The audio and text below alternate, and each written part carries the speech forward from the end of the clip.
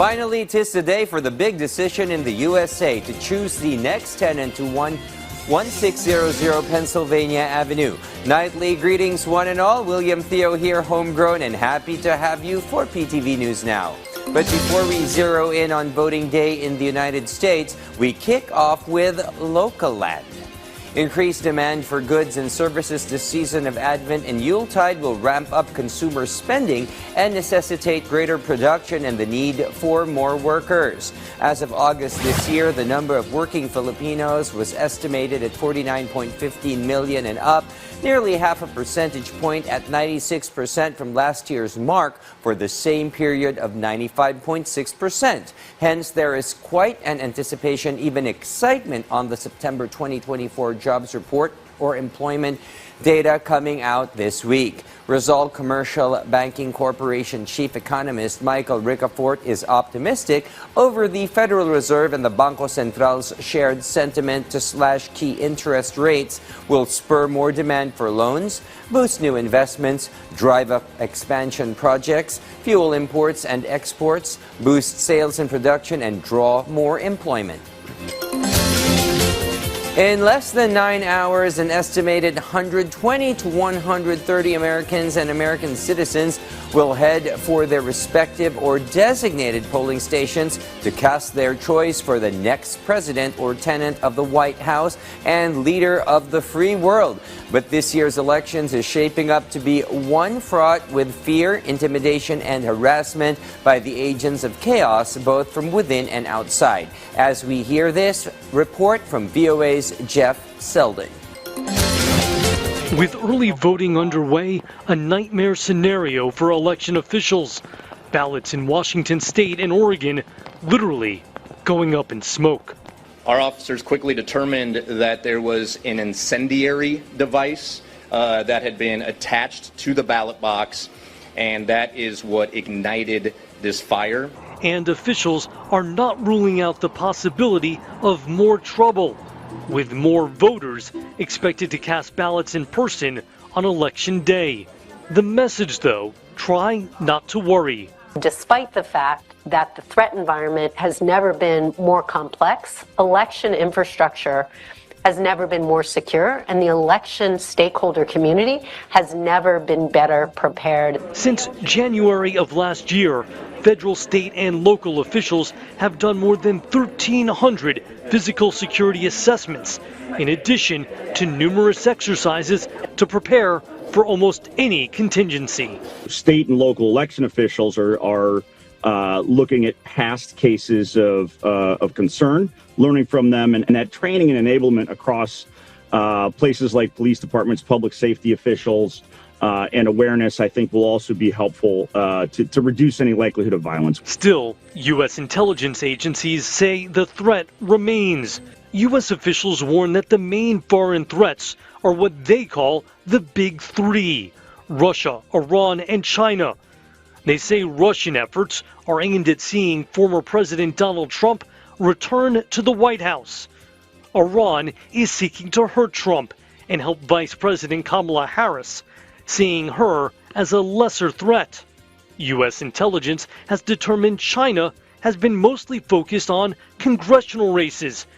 Tech giant Microsoft confirming Chinese cyber actors have repeatedly targeted several Republican lawmakers who have been critical of Beijing. And some of the efforts seem bent on inspiring chaos. One declassified U.S. intelligence assessment warns Russia has plans to incite violence, and Iran may try to foment violence as well. Russia, Iran, and China have repeatedly denied such allegations, but the U.S. says it has proof, saying recent fake videos on social media purporting to show ripped-up ballots in Pennsylvania and immigrants claiming to vote multiple times in Georgia are the work of Russian influence actors. The videos have caused a stir. Whether they're changing minds, that's harder to say. The successfulness, I would say, is quite small. We have not really seen these videos or this content break out beyond social media or on Telegram. For now, U.S. election and security officials are asking voters to tune out the noise of mis- and disinformation, trying to assure them they can trust the election process and the results. Jeff Selden, VOA News, Washington. And at this moment, let's turn to my colleague in PTV's Baguio City studios for what's brewing in the Cordilleras of late. Hala? Ngayon Pilipinas, Pilipinas, formalan ang nilukat ti selusyon ti may katalupulok at duaan National Children's Month iti syudad ti Baguio. The tema, Break the Prevalence and the Violence, Protecting Children, Creating a Safe Philippines. Iti nasa obserbasyon, may tantandudo kan may palagip iti tunggal komunidad, dagiti karbangan, dagiti ubing. Kang runan iti amin, dagiti responsibilidad ti komunidad, pamilya kan gobyerno, iti nasayat a panagdakkel ti ubing, tapno agbalin ang nasaya at nga umili. Dagiti aktibidad ket seminar kadagiti agtutubo ken ubing para iti karbanganda, early pregnancy, mental health, hygiene kanda dumapay. Idalwan ti local councils for the protection of children, dagiti aktibidad. Ang purpose po na pag-celebrate po natin ng National Children's Month ay para maging aware po yung mga tao sa relevance po ng children in today's society. Mostly po kasi hindi po tinitingnan yung mga rights nila or mostly masyado po silang ino-overlook ng mga tao dahil sabi nga nila bata lang sila. But in reality, sila ang pag-asa ng ating bayan.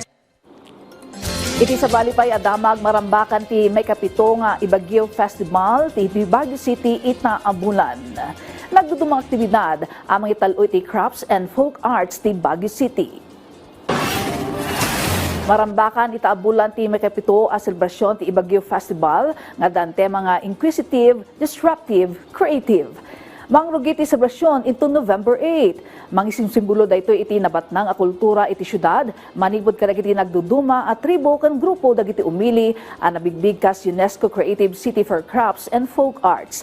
Panggapay ti piyesta ti preservation, innovation ken expansion dagiti agtutubo iti kultura ti Baguio City.